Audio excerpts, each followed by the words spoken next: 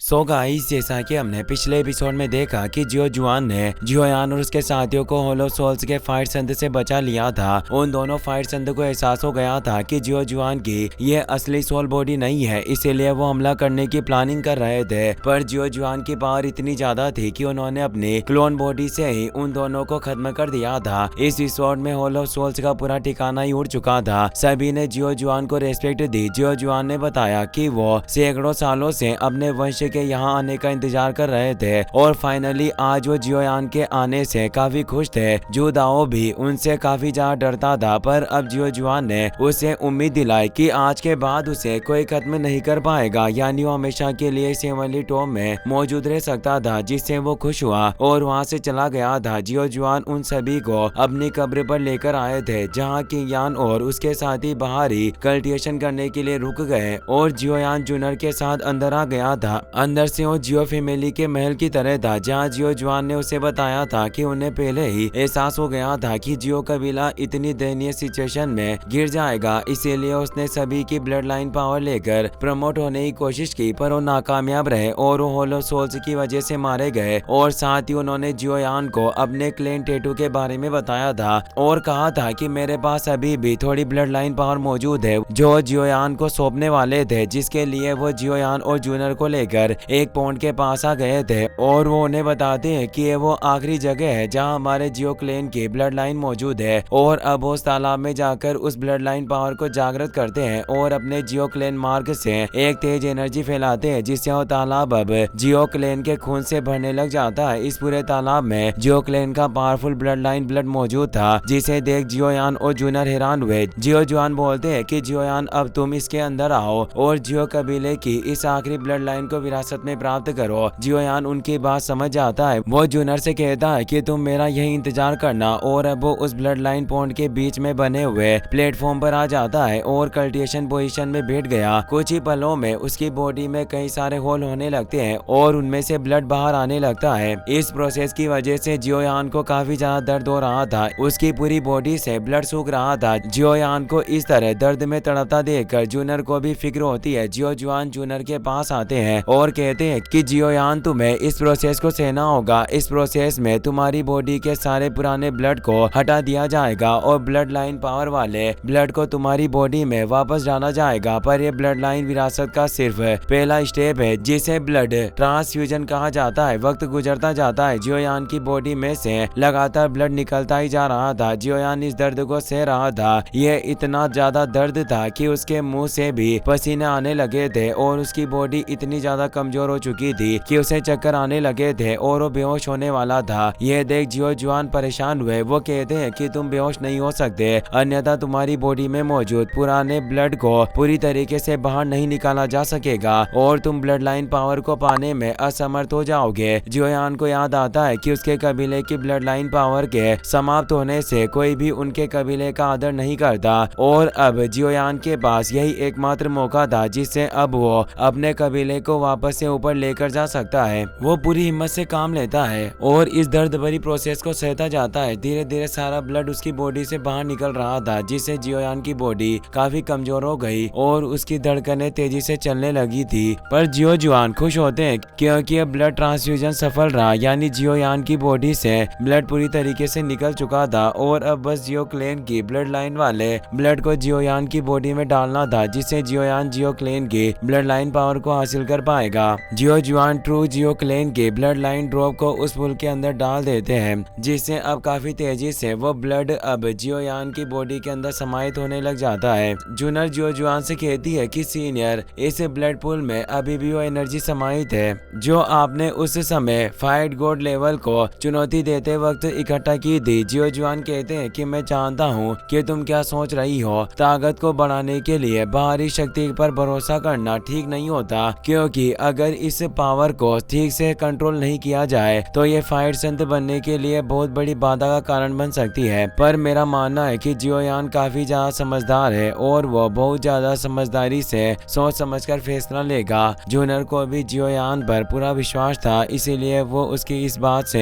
Agree करती है। जियोयान को वापस से तेज दर्द होना स्टार्ट हो गया था, क्योंकि ब्लड लाइन पावर जो जियोयान के अंदर प्रवेश कर रही थी उसका कोई शक्ति विरोध कर रही थी और ये पावर एशियन वोएट क्लेन की ब्लड लाइन थी, क्योंकि जियन ने जियोयान के अंदर अपने ब्लड की एक ड्रॉप डाली थी, जिससे जियोयान के अंदर भी एशियन वोएट क्लेन की ब्लड लाइन पावर आ गई थी और ये ब्लड लाइन पावर इस जियो क्लेन के ब्लड लाइन पावर का विरोध कर रही होती है। जूनर परेशान होती है कि आखिर वो क्या रहा है। जियो जुआन को भी कुछ समझ नहीं आता। तभी एक वोएट ड्रैगन क्लेन की ड्रैगन परछाई जियोयान के पीछे नजर आती है। जियो जुआन ये देखकर हैरान हुए कि ये वोएट ड्रैगन फिनिक्स ब्लड लाइन है और ये ब्लड लाइन एक फाइट संधि लेवल की थी, क्योंकि जियन फाइट संधि लेवल पर पहुंच गई थी। वो परेशान थे कि आखिर जियोयान के अंदर ऐसी powerful dragon Phoenix blood line कैसे हो सकती है, और अब इस जियो क्लेन के ब्लड ट्रांसफर प्रोसेस पर उस ड्रैगन की वजह से रुक चुकी थी, जिससे जूनर भी काफी परेशान होती है। जियो जुआन बताते हैं कि शायद इस ब्लड ट्रांसफ्यूजन में ये Asian dragon Phoenix blood line साफ नहीं हो पाई और अब ये जियो क्लेन की ट्रू ब्लड लाइन का विरोध कर रही है। अगर मैंने इसे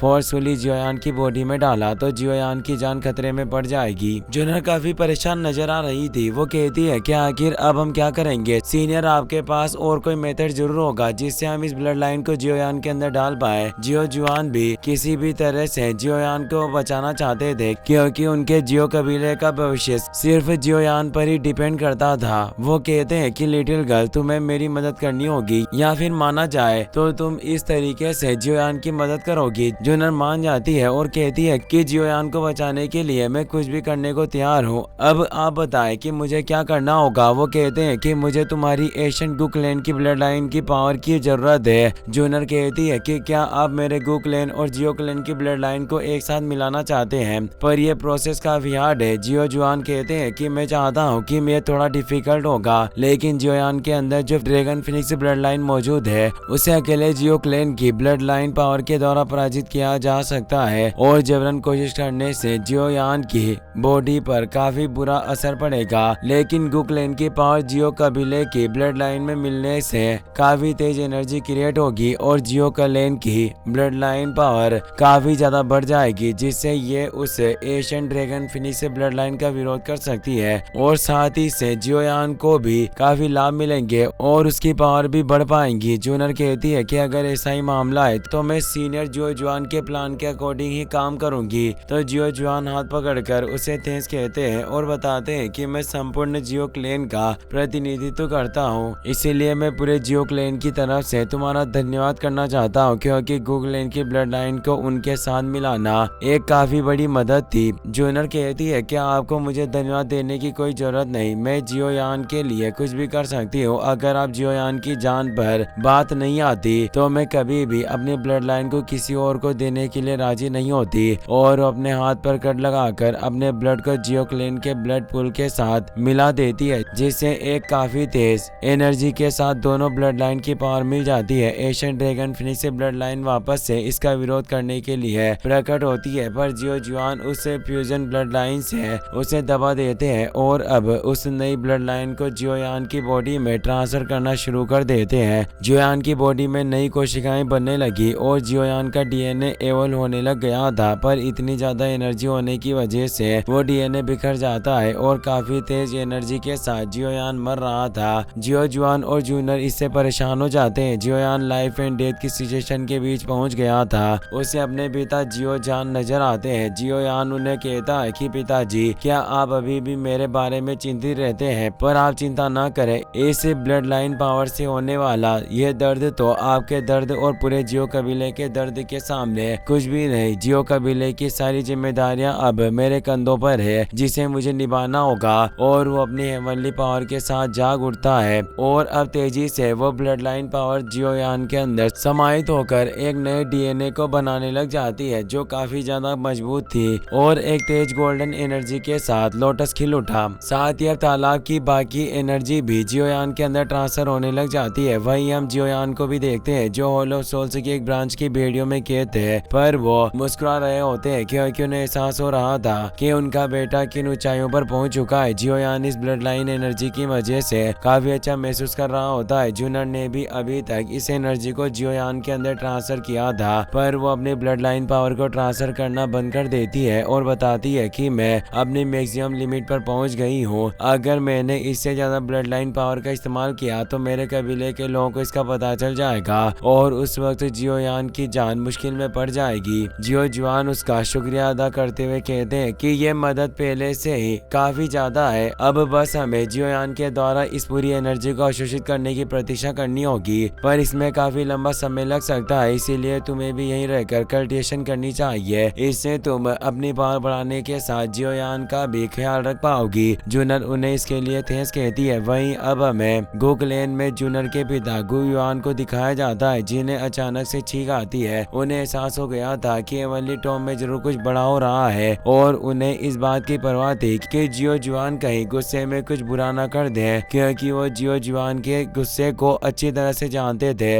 इसी के साथ ये एपिसोड यहीं पर खत्म हो जाता है। वीडियो पसंद आया हो तो अपने दोस्तों के साथ शेयर करना, साथ इस वीडियो को लाइक और चैनल को सब्सक्राइब करने के लिए आपका तहे दिल से शुक्रिया। Thanks for watching.